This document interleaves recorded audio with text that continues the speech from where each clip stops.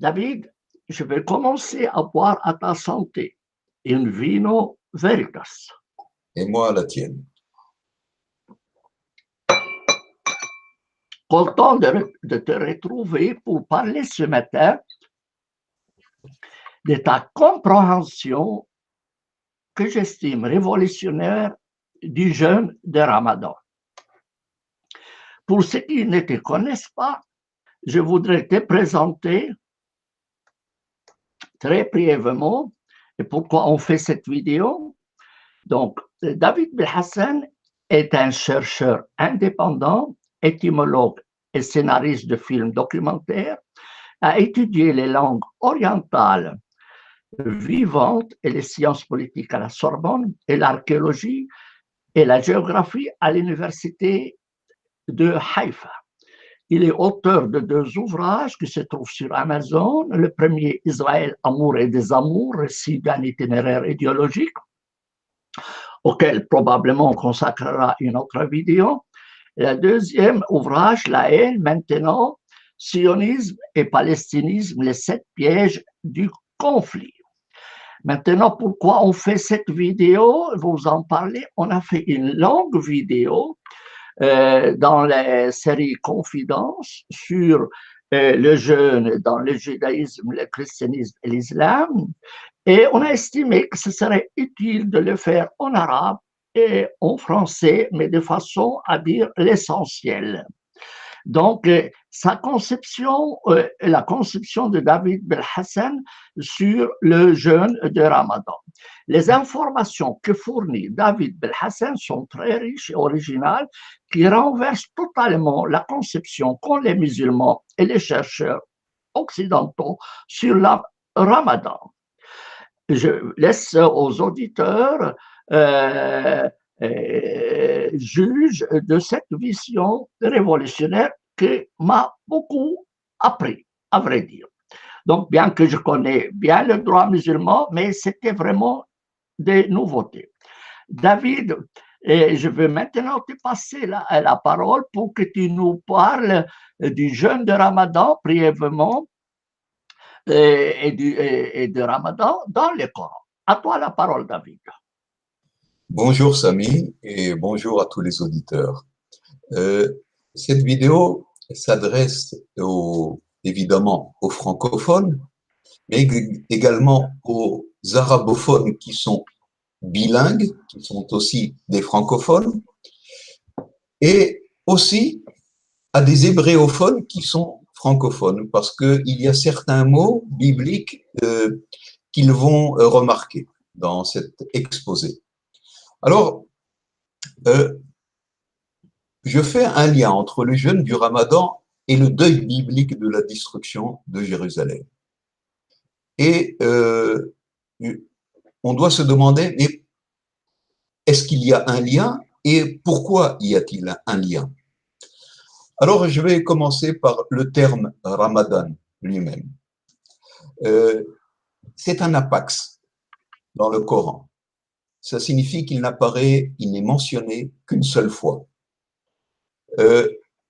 C'est dans le verset 185 de la sourate 2, la sourate dite de la vache.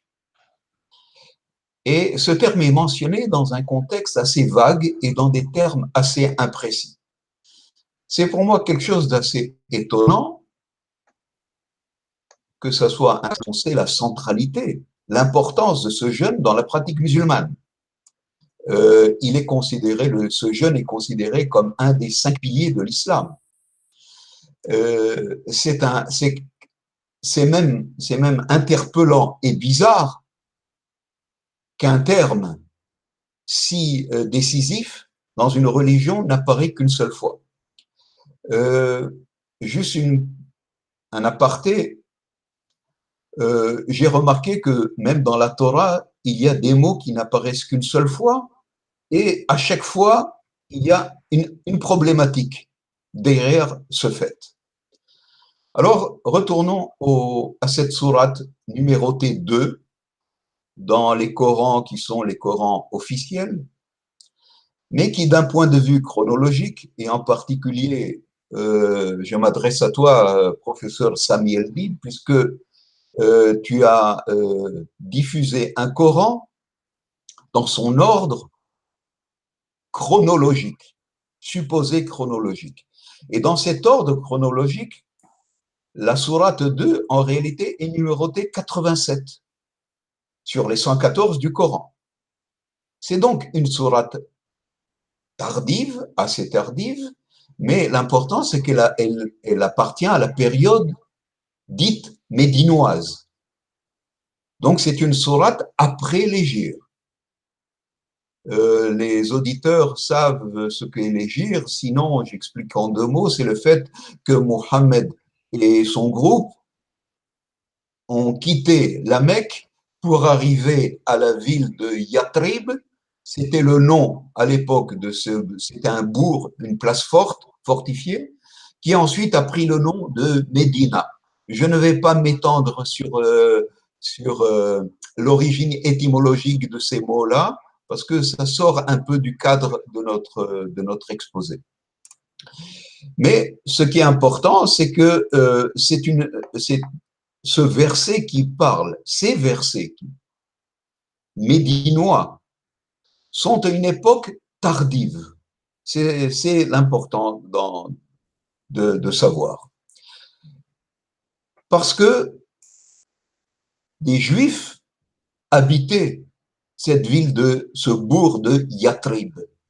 Ils étaient aussi bien des hébréophones que des araméophones. Ils étaient bilingues. Et pourquoi je m'attarde à cela? C'est parce que lorsque le terme Siam apparaît dans le Coran, ce même mot existe en hébreu, Som, qui signifie le jeûne, jeûner. Dans le Coran, le jeûne, dans le sens du jeûne de la parole, de s'abstenir de parler, se trouve seulement dans la période mécoise. Mais le jeûne dans la période médinoise, c'est un jeûne de nourriture. Voilà, c'est une petite digression. Mais cette digression n'est pas anodine, parce qu'elle peut nous révéler l'origine du jeûne du Ramadan. Je voudrais expliquer maintenant l'étymologie de ce mot Ramadan. À toi la parole, Samy. David, tu mets tu arrêtes le microphone en haut. David, tu as parlé du jeûne de la parole, ça se trouve dans le chapitre Maryam, et qui dit suivant, فكلي واشربي وقري عينا فإما ترين من البشر أحدا فقولي إني نظرت للرحمن صوما فلن أكلم اليوم إنسيا. Ce qui signifie qu'en fait Marie est sommée par Dieu de garder le silence, et si quelqu'un lui dit pourquoi tu ne parles pas, il dit j'ai promis un jeûne pour le Seigneur et je ne parlerai à personne. Et c'est l'unique fois où on parle de psaume, ça veut dire de jeûne, dans le Coran mécois. À toi la parole maintenant, David, et on te prie maintenant de nous expliquer que signifie le terme Ramadan. À toi la parole. Tu mets le microphone, oui. Merci, Samy. Alors, justement, ce terme Ramadan, sa racine, c'est Ra, Mim, Dod. Mais entre le Dad et le Sad, la seule différence, c'est un point diacritique. Or, dans les premiers Corans, la diacritisation, l'ajout de ces points au-dessus de certaines lettres n'existait pas. Et donc, s'il n'existait pas, on pouvait lire ce terme, non pas Ramadan avec un dad, mais Ramassan avec un sad. Et je pense que c'est la manière première de cette racine. Je dis cela parce que cette racine, Ra, Mim, Sad, existe en langue araméenne. Et d'ailleurs, de l'araméen, elle s'est introduite dans la langue hébraïque mishnaïque, donc tardive, mais pas biblique. Et elle signifie, cette racine, ra, mim, sad, signifie braise, fournaise, chaleur intense. Pour les auditeurs, je peux les renvoyer au Talmud de Jérusalem, le traité Shabbat 6.4, où ce terme est en usage et on comprend du contexte que ça signifie des braises ardentes, quelque chose de chaleur intense, de très chaud. Alors, si Ramadan s'écrivait à l'origine Ramasan, avec ce changement du point diacritique qui a transformé le sad en dad, et que c'est ainsi qu'il était prononcé, donc c'est ainsi qu'il était compris, il faut nous demander, mais pourquoi? Pourquoi ce mois est appelé grosse chaleur, chaleur intense? Je fais une petite digression sur le calendrier pré-islamique. À l'instar du calendrier judéo-rabbinique, c'était un calendrier lunisolaire. Ça signifie que les mois étaient forgés à partir de la Lune et que pour compléter le mois lunaire de 12 mois lunaires étaient de 354-355 jours, pour compléter avec l'année solaire qui était de 364-365 jours et des poussières, il fallait, dans un cycle particulier, peu importe de 8 ans ou de 19 ans, ajouter quelques mois intercalaires. Ces mois intercalaires ajoutés, on appelait ça dans langue savante l'année embolismique, où un mois intercalaire était ajouté dans les 12 mois lunaires, un 13e mois lunaire, pour retomber sur l'année solaire et que l'un correspond à l'autre. C'était ainsi dans la période pré-islamique et aussi dans le calendrier judaïque, judéo-rabbinique. Or, ce mois de Ramadan, qui signifie chaleur intense, était à l'époque pré-islamique le 5e mois de l'année. Et quelque chose d'assez bizarre, c'est que le 5e mois de l'année, dans le calendrier judéo-rabbinique, était justement le 5e mois où il y avait un jeûne pour la destruction du temple de Jérusalem. C'est vrai qu'ensuite, dans le Coran, il y a un rejet du mois intercalaire, du 13e mois.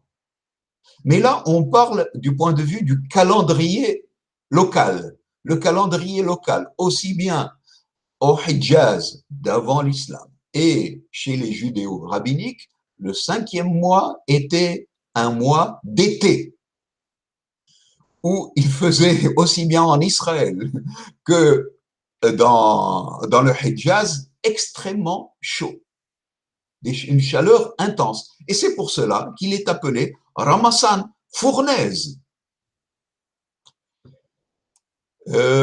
Petite digression. Dans la Bible, le 13e mois n'existe pas. C'est une réforme judéo-rabbinique.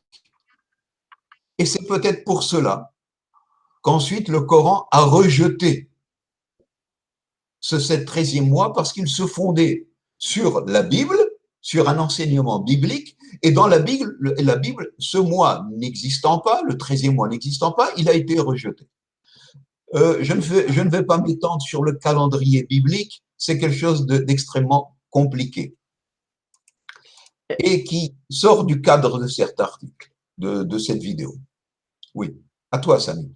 Maintenant, David, explique-nous ce verset 185 qui parle pour la première fois de Ramadan ou du mois de Ramadan, mais Shahr Ramadan, comment tu le comprends? C'est le verset 185 du deuxième chapitre du Coran, et dans l'ordre normal, et 87 dans l'ordre chronologique. À toi la parole, David. Je vais te rendre la parole parce que ce verset, je préfère que ce soit toi qui le lises en arabe, parce que étant un hébréophone, je ne lis pas les voyelles. Alors, ça risque de tromper l'auditeur arabophone. Je préfère donc que ce soit toi qui le lises. Voilà, merci David.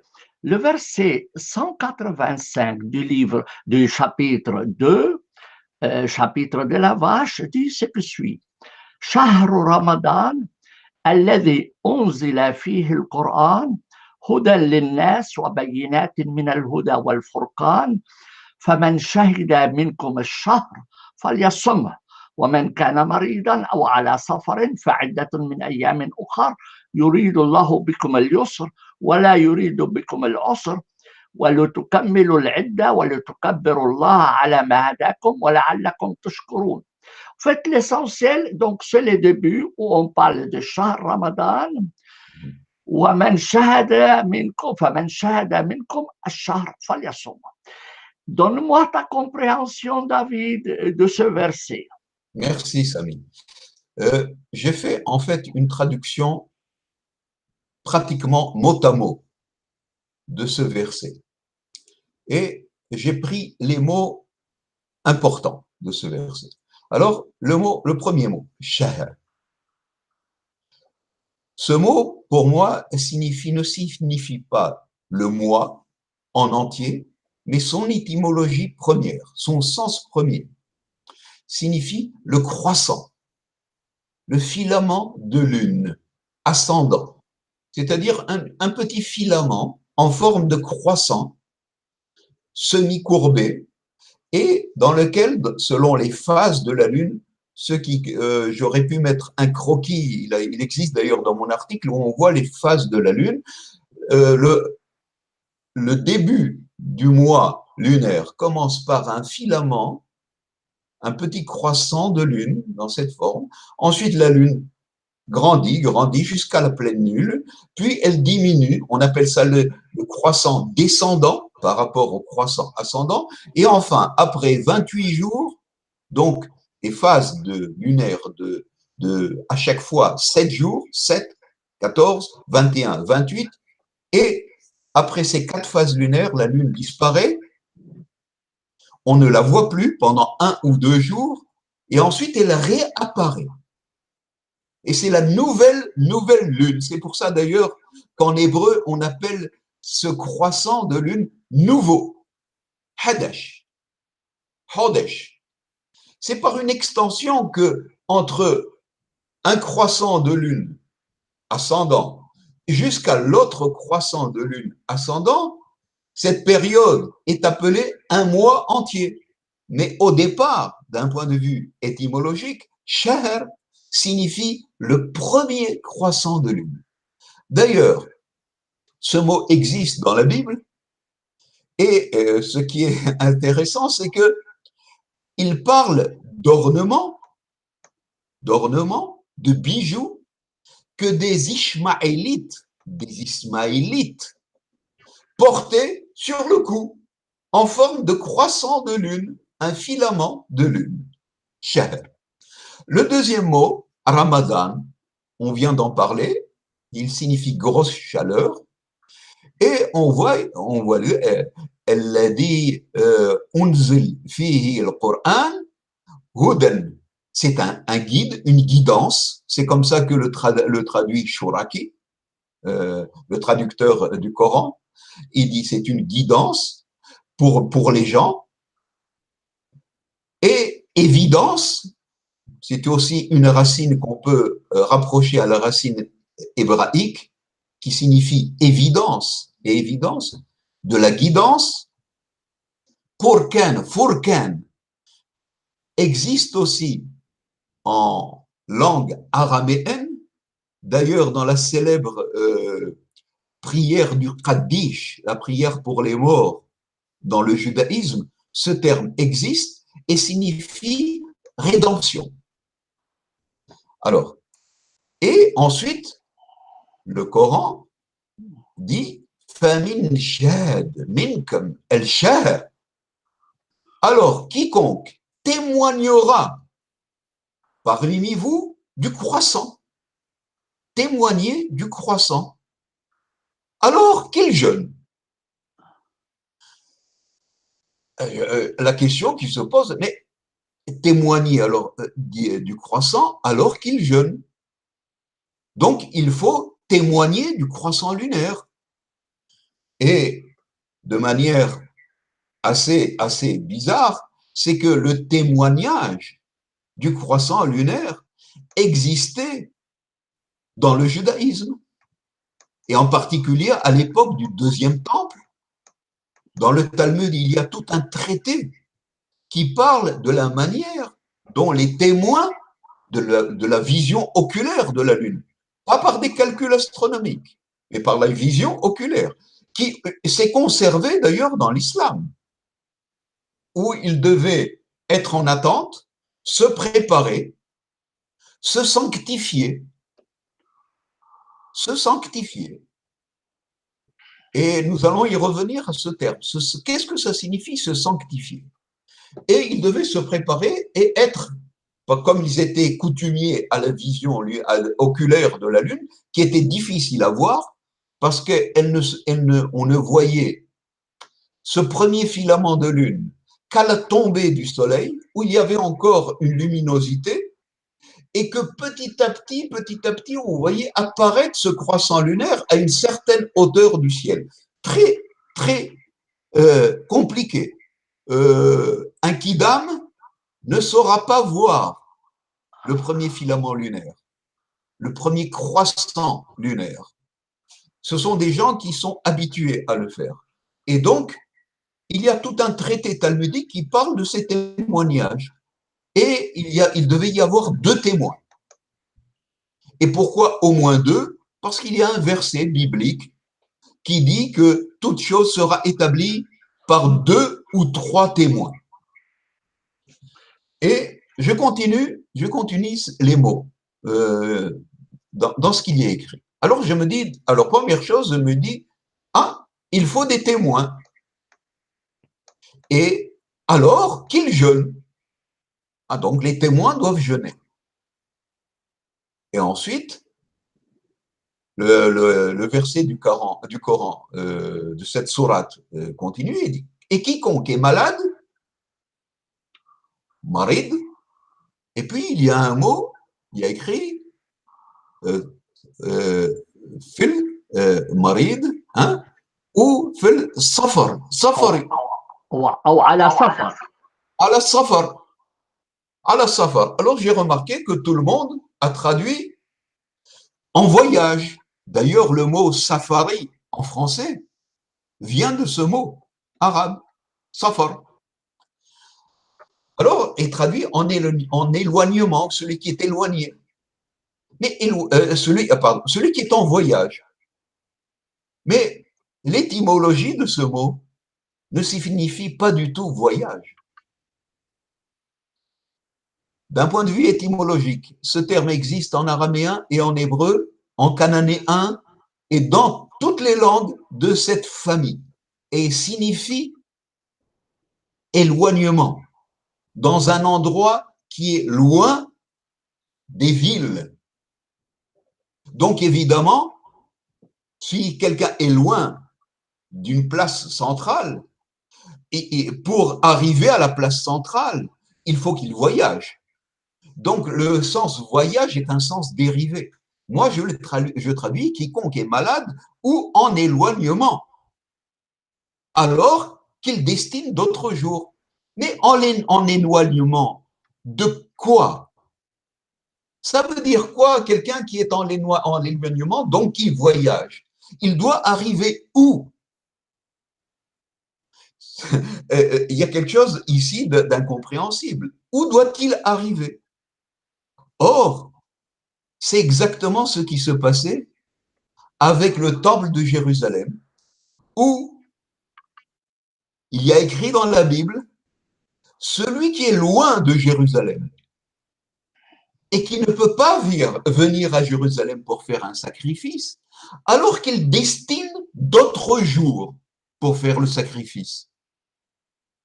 Et si quelqu'un était loin de Jérusalem et qu'il avait vu la lune, le premier croissant de lune, il se précipitait à Jérusalem, mais parfois il était si loin qu'il n'arrivait pas à temps. Donc il y avait des gens proches de Jérusalem qui, eux aussi, vérifiaient le croissant de lune. Mais parfois c'était difficile parce que dans d'autres mois, à part les mois d'été, il y avait parfois des nuages. Et donc ces nuages cachaient le petit croissant de lune. Et selon le Talmud, ces témoins arrivés étaient questionnés par les Kohanim et le grand tribunal de Jérusalem pour voir s'ils ne s'étaient pas trompés et s'ils avaient vu un filament de nuages à la place d'un croissant de lune. Et donc ils étaient, comment dire, interrogés. Où as-tu vu le croissant de lune? À quelle hauteur? Comment il était? De quelle manière? L'as-tu vu à l'est ou à l'ouest? S'il disait à l'est, son témoignage était faux, parce qu'on ne peut pas voir le croissant de lune à l'est. Et une fois que le témoignage était confirmé, assuré, et alors, les témoins, on leur faisait un grand repas. Mais pourquoi on leur faisait un grand repas à ces témoins? Est-ce que ce ne serait-ce pas parce que pendant la journée d'attente, donc de sanctification, ils étaient en jeûne, eux-mêmes, les témoins, pas les autres. Et d'ailleurs, dans la Bible, dans le prophète Joël, il y a un verset qui dit, en hébreu, Kaddeshu Som. Kaddeshu, c'est comme en arabe, Muqaddas. Som, c'est comme en arabe, Siyam. Celui qui jeûne doit se sanctifier, se purifier, d'autant plus qu'il devait rentrer à Jérusalem, dans l'enceinte même extérieure du temple, où s'il était souillé, impur, il ne pouvait pas rentrer. Il ne pouvait, et les pontifes, les Kohanim, ne pouvaient pas lui montrer des phases lunaires et lui dire de quelle manière as-tu vu la lune, comme ça ou bien comme ça, à quelle hauteur. Et donc les Kohanim pouvaient être souillés par ce témoin. Donc lui-même devait être en état de pureté rituelle et en état de jeûne. D'ailleurs, je fais une petite digression, il y a écrit dans le Talmud, dans le traité Ta'anit, qui signifie en hébreu mortification, il y a écrit nous n'imposons pas le jeûne du nouveau mois, de la nouvelle lune, à tout le peuple. Ah, si le jeûne de la nouvelle lune n'est pas imposé à tout le peuple, alors il est imposé à qui? Conclusion, il est imposé aux témoins qui devaient jeûner la veille de la nouvelle lune, en attendant la nouvelle lune pendant la journée. Mais ensuite, pendant le soir, la nuit, ils pouvaient manger puisqu'on leur offrait un repas. Et ils devaient aussi jeûner le jour de la première lune. Ça, c'était pendant tous les mois de l'année. Nous allons ensuite parler justement du mois de Ramadan, qui dans la Bible, dans le calendrier judéo-talmudique, s'appelle le mois de Ab, le mois de la destruction du premier et du deuxième temple de Jérusalem. Vas-y, Samy, oui. David, effectivement, tu fermes le microphone. On voit très bien oui, on voit très bien qu'il y a un lien entre le jeûne juif et les jeunes musulmans, surtout avec cette histoire de témoignage de croissant, quelle sorte de jeûne les Juifs observaient? À ma connaissance, il y a deux jeûnes importants et j'aimerais bien que tu nous expliques ces deux jeûnes et lesquels des deux correspond au mois de Ramadan. À toi la parole. Ça a sauté, je ne t'ai pas très bien entendu, mais je crois t'avoir.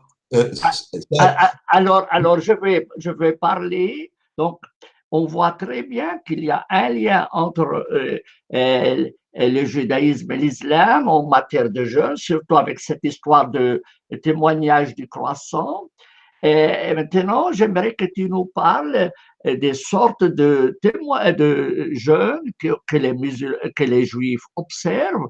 À ma connaissance, il y en a deux. Lequel de ces deux correspondent au jeûne de Ramadan? À toi la parole.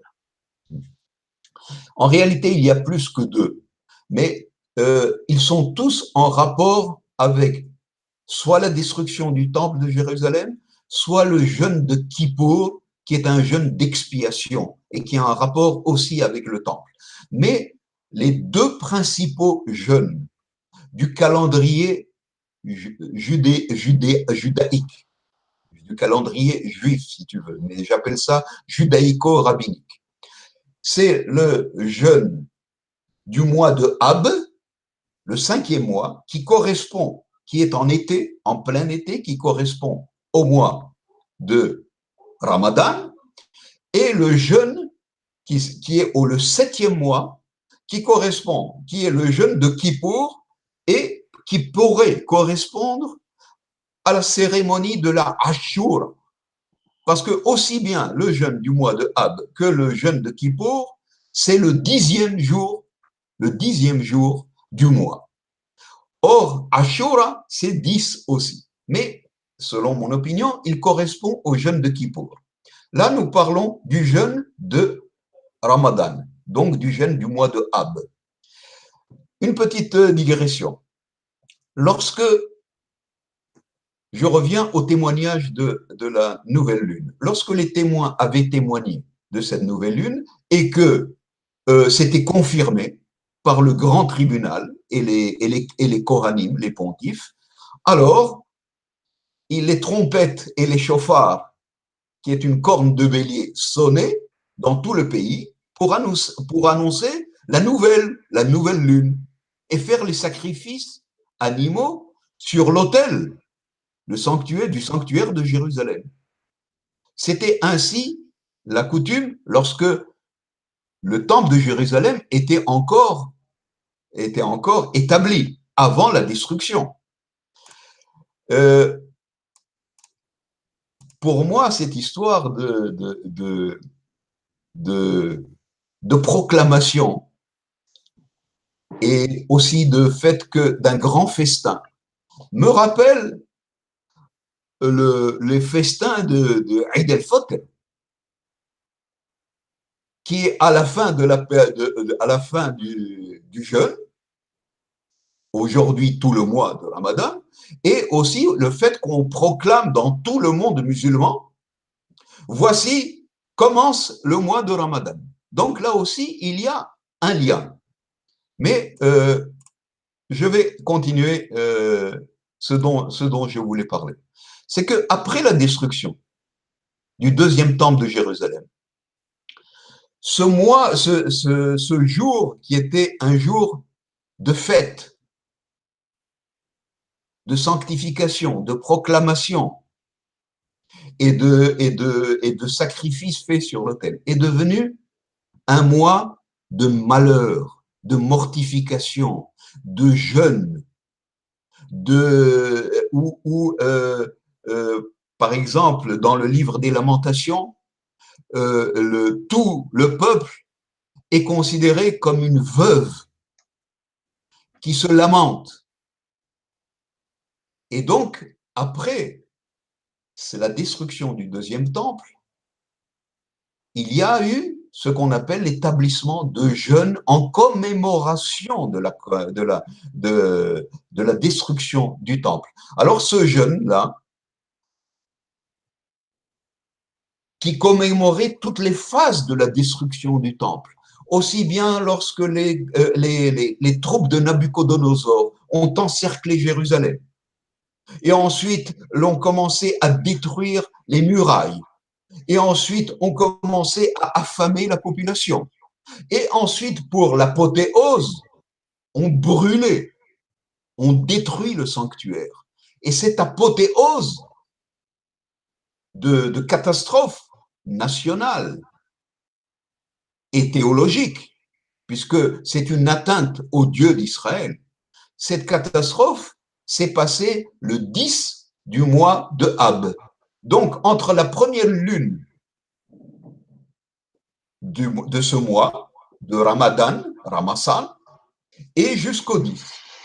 Et donc, non seulement il y avait des intégristes, des fondamentaux de la religion judaïque qui jeûnaient le 10, à part le 1 du premier mois, mais certains faisaient de la surenchère et jeûnaient du 1 au 10.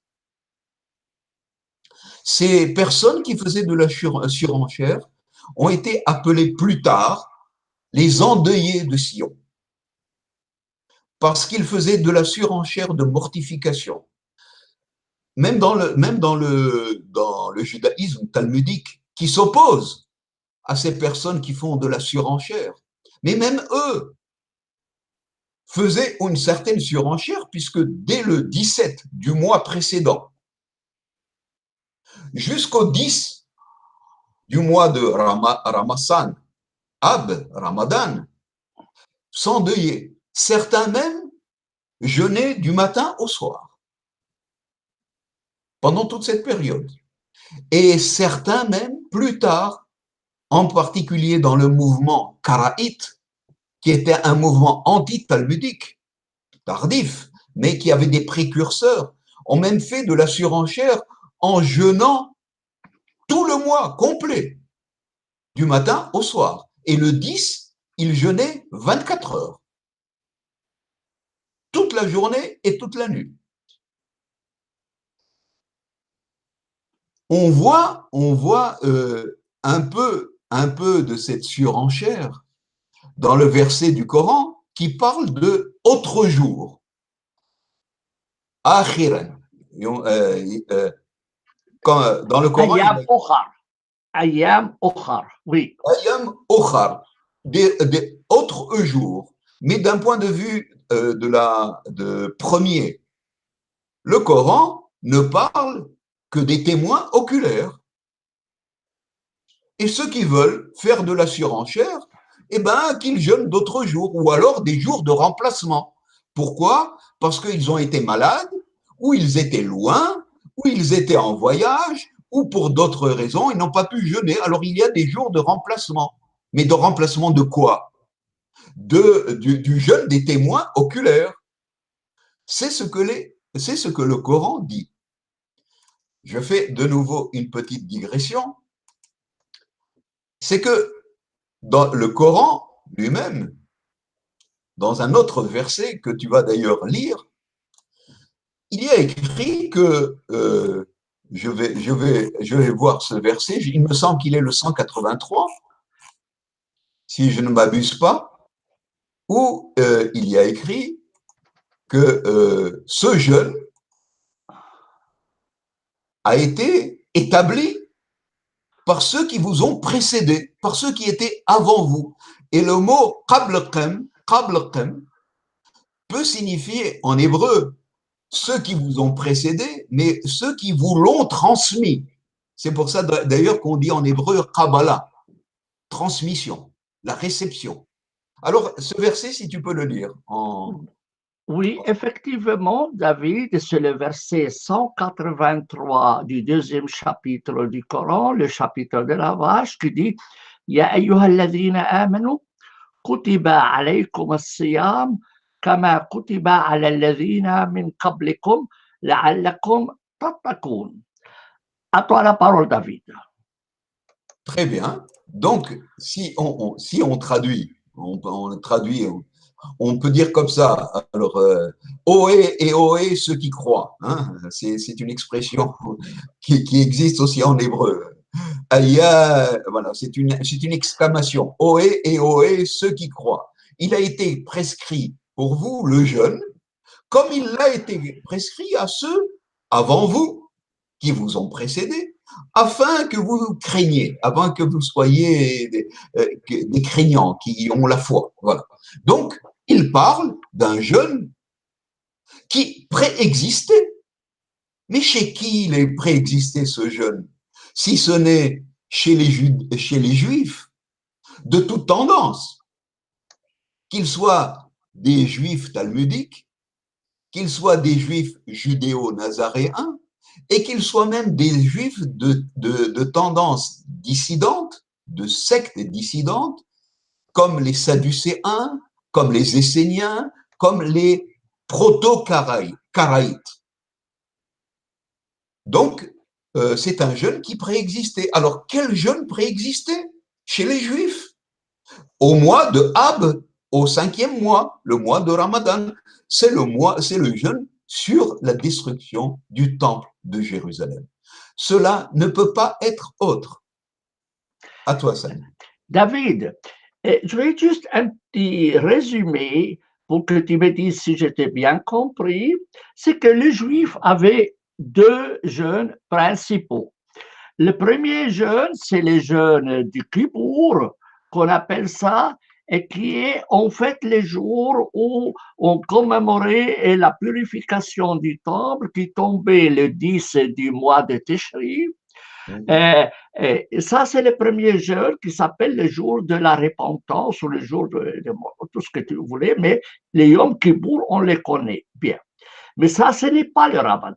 Le Ramadan, c'est plutôt l'autre jeûne qui est le 10e jour, et donc c'est le mois de Ab, qui commémore la destruction du temple et de la ville de Jérusalem. Et selon toi, et selon le calendrier juif et arabe pré-islamique, Ab correspond exactement au mois de Ramadan dans le calendrier, et tous les deux, c'est le 5e. Et donc, le jeûne de Ramadan est calqué exactement sur le jeûne juif du mois d'Ab. Maintenant, pourquoi alors le Coran tout d'un coup nous parle Shahr Ramadan alladhi unzila fihi al-Qur'an? Donc le Coran lit le jeûne à la descente ou à la révélation du Coran. Avez-vous quelque chose de similaire dans le judaïsme? Il y a dans le judaïsme quelque chose de similaire, mais et là, je pense que dans le Coran, il y a eu ce qu'on appelle un amalgame entre le jeûne de la destruction du temple de Jérusalem et le jeûne de la purification du temple de Jérusalem, qui pour la repentance des péchés. Parce que dans le Talmud, il y a une exégèse qui dit que lorsque Moïse est monté sur le mont du Sinaï et qu'il a jeûné 40 jours et 40 nuits pour recevoir les tables de la loi, c'était lors du jeûne de Kippour, que ça s'est achevé le jour de Kippour. Et donc, je pense qu'il y a eu une sorte de télescopage entre les deux jeûnes dans le Coran, qui a voulu aussi parler de la descente du Coran, exactement comme la réception par Moïse des tables de la loi, des 10 commandements, donc des lois divines. Mais pour moi, c'est une erreur, parce que si c'était par mimétisme avec le jeûne de Moïse, ce jeûne était de 40 jours et 40 nuits. Or, le jeûne du Coran, même pour ceux qui font de la surenchère, n'est que de 30 jours, 29 ou 30 jours, et qui n'est que du matin au soir. Et d'ailleurs, on voit que ça n'a aucun rapport avec le jeûne de Moïse, parce que dans la Torah, le jeûne de Moïse n'est pas imposé à qui que ce soit, ni aux témoins de la vision oculaire, ni à ceux qui sont loin, ni à ceux qui sont malades, ni à tout le peuple, c'est seulement Moïse qui jeûne. Donc, il n'y a pas vraiment de lien de cause à effet. C'est par volonté, je pense, du Coran de dire, de même que Moïse a reçu la parole divine, moi, Mohammed, j'ai reçu la parole divine par l'intermédiaire de l'ange Gabriel. Unzil el-Qur'an. Voilà. Mais ça n'a pas de rapport vraiment de cause à effet. David, je veux le microphone. Alors, en fait, si tu peux, oui. Alors, si je veux résumer, donc le jeûne de Ramadan correspond exactement au jeûne de Ab qui commémore la destruction du temple et que les endeuillés de Sion exagéraient et en faire tout un mois, exactement comme le font les musulmans aujourd'hui. Alors, et si telle est la compréhension du jeûne, tel que dit le Coran, était clair, شهر رمضان الذي أنزل فيه القرآن فمن شهد منكم الشهر فليصم. Et le terme shahr ne signifie pas 6 mois, mais le croissant. Celui qui a vu le croissant de Ramadan, le jeûne, ce n'est pas une obligation pour tous, c'est seulement pour ceux qui ont vu le jeûne de Ramadan. Que doivent faire les musulmans pour se conformer à l'esprit du Coran selon toi? À toi la parole. Petite rectification, Samy, lorsque tu parles du croissant, tu fais ce signe.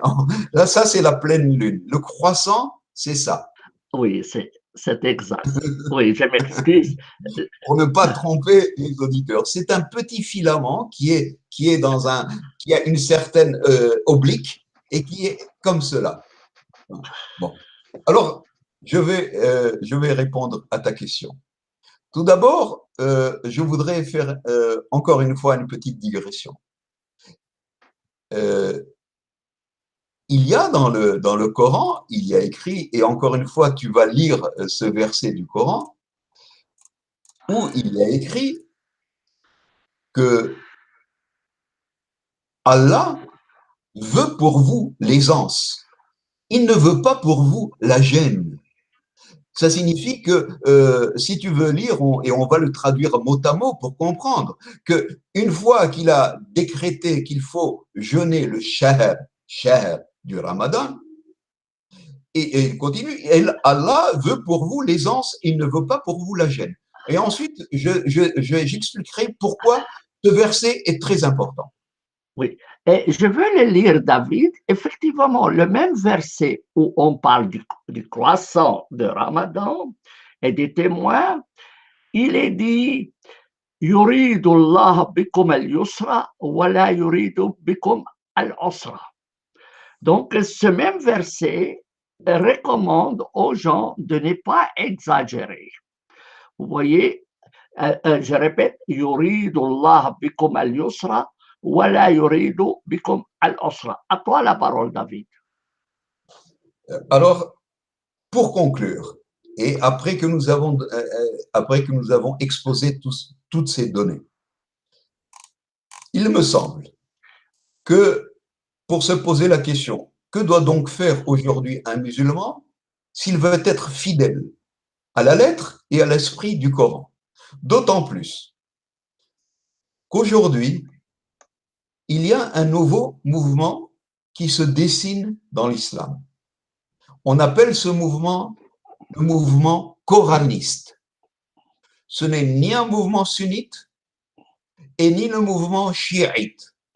C'est un nouveau mouvement coraniste qui, à l'instar de l'ancien mouvement juif qui s'appelait le mouvement karaïte, regardons la ressemblance. Coran, kara, c'est la même racine. Ce mouvement Qara'it était un mouvement anti-talmudique. David, tu peux activer chez toi la caméra? Oui, et la Ah, caméra. je Oui, n'ai pas alors, activé. c'est pas, mais on t'a écouté. Mais on t'a écouté. Donc, D'accord. tu veux maintenant commenter ce petit bout de verset qui dit يريد الله بكم اليسر ولا يريد بكم العسر. Et tu disais à juste titre qu'il y a un mouvement qui est le karaïte et un Coranion qui ressemble exactement au mouvement karaïte chez les Juifs. Et donc, tu peux continuer maintenant en te voyant. Vas-y. D'accord. J'essaye de résumer. Ce nouveau mouvement coraniste pense qu'il ne faut que se fonder que sur le Coran et non sur les hadiths et non sur les extrapolations et non sur les exégèses qui sont considérées comme des choses humaines, alors que le Coran est considéré comme divin. C'est exactement la position, la posture du mouvement karaïte dans le judaïsme qui a rejeté le Talmud totalement, qui correspond au hadith, où le hadith correspond au Talmud, et en disant que nous ne respectons que ce qu'on lit, donc la parole écrite, donc uniquement la Bible. Et donc je vois une ressemblance entre ces deux mouvements. Donc je m'adresse aussi, non pas à tous les musulmans, mais particulièrement à ce nouveau mouvement coraniste qui considère qu'il ne faut suivre que le Coran et que les exégèses et les exégètes ont pu se tromper. Alors, je leur demande de rester fidèles à la lettre et à l'esprit du Coran. Et s'il en est ainsi, que doit faire un musulman aujourd'hui pour être fidèle à la lettre et à l'esprit du Coran? Alors, pour moi, c'est simple. Premièrement, s'il n'a pas été lui-même le témoin oculaire du filament, du croissant de la nouvelle lune, du Ramadan, ben, son jeûne est facultatif. On ne lui demande même pas de jeûner le premier jour du mois, ni le jour d'avant, en attente de la vision oculaire. S'il veut jeûner, il peut le faire, mais ce n'est pas obligatoire. L'obligation est seulement adressée aux témoins oculaires. On sait qu'aujourd'hui, il sera difficile pour un musulman qui se trouve en Suède ou en Finlande d'être témoin oculaire, surtout que le mois du Ramadan, aujourd'hui, comme il n'y a plus le mois intercalaire, il passe d'été en hiver où il y a des nuages, de la pluie, comment va-t-il voir? Donc, apparemment, il n'est pas obligé de jeûner. Deuxièmement, s'il veut quand même jeûner, par identification avec les témoins oculaires, comme cela s'est passé dans le judaïsme. Certains ont voulu faire jeûner pour s'identifier avec les témoins oculaires. Alors ils ont jeûné le premier jour de la nouvelle lune. Mais le Talmud dit non, non, non, non, non, vous n'êtes pas obligé. Certains ont même jeûné avant le jour de l'attente de la nouvelle lune. D'accord? Vous voulez vous identifier. Vous êtes ce qu'on appelle en hébreu des hassides, des hanifs, si vous le voulez en langue arabe. Ça signifie des zélés. Quelqu'un qui, quoique l'étymologie de ce mot est autre, mais je ferme la parenthèse. Alors, il peut le faire. Mais c'est exactement, c'est tout aussi bien facultatif. C'est du bénévolat, c'est du volontariat. C'est lui qui veut le faire. Il ne lui est pas imposé. Il n'y a aucune obligation de jeûner s'il n'a pas été un témoin oculaire. S'il veut faire encore de la surenchère et qu'il a bien compris que ce jeûne du mois de Ramadan était parallèle au jeûne du mois de Ab chez les Juifs, qui commémorait la destruction du temple de Jérusalem et son sanctuaire, alors il peut jeûner du 1er au 10 du mois.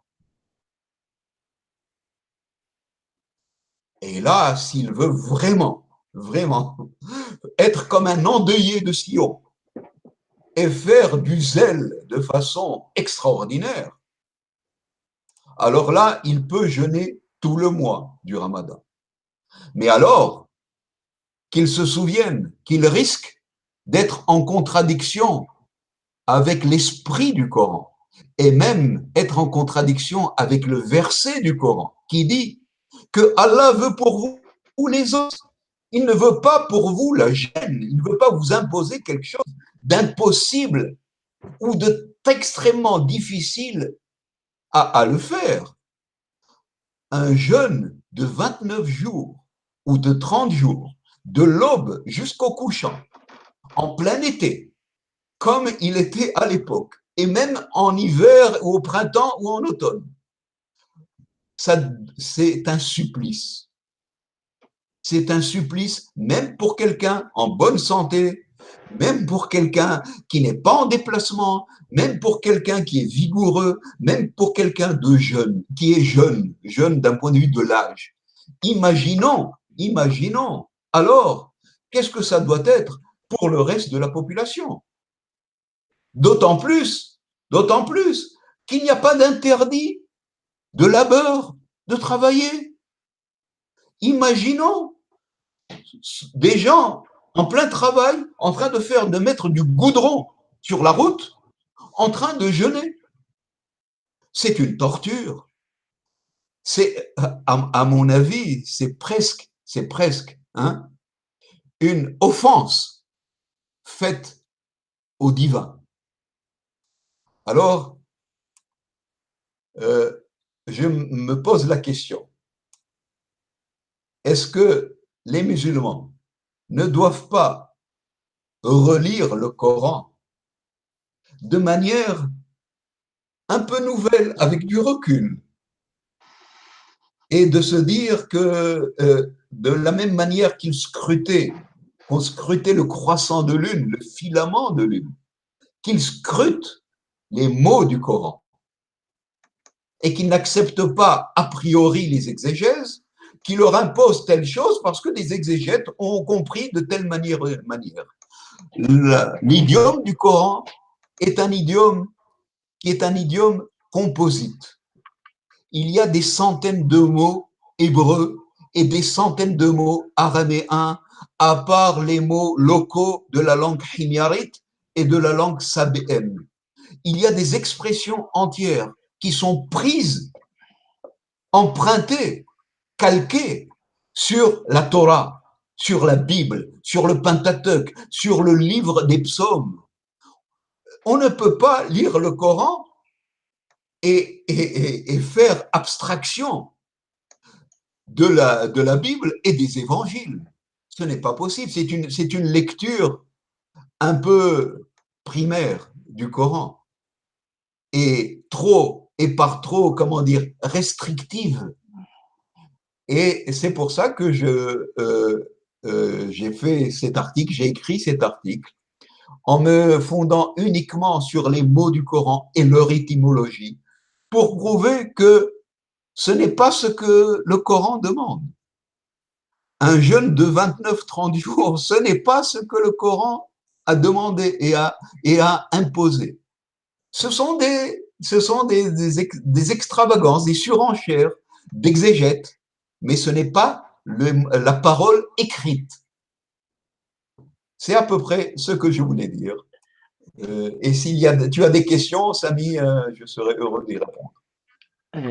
Alors, David, tu interromps le microphone et tu mets la caméra. Tu interromps le microphone, mais tu mets la caméra. D'accord. Alors, parce qu'on ne te voit pas non plus dans la petite icône. Alors, tu mets le microphone. Alors, non, tu supprimes le microphone et tu mets la caméra. Alors, en fait, ce que tu as dit, est très convaincant. Tu m'as convaincu moi-même que la compréhension traditionnelle du Coran est fausse. Et quant à l'appartenance des mots à plusieurs, à l'hébreu, à l'araméen, au hébreu, etc., nous sommes en train de faire une étude ensemble sur cela. Et, et je signale à ceux qui comprennent l'arabe que cette même émission a été faite en langue arabe, en vidéo et aussi en article. Et je vais vous donner en dessous de cet article, de cette vidéo, le lien pour la version arabe, la version française et la vidéo en arabe. Et je réitère ici mes remerciements à David pour cet effort de compréhension révolutionnaire qui m'a beaucoup appris et j'espère que les musulmans réfléchiront. Ils n'ont pas besoin de suivre tout ce que dit David. Tout ce qu'il demande, c'est de raisonner. Je pense que ce qu'il a dit est clair et n'a pas besoin de plus d'explications. Sur ce, je veux boire à votre santé, à vous tous, et je vous souhaite une bonne journée et merci David de nouveau. Merci Samy et à la prochaine. Et à la prochaine, reste avec moi en ligne.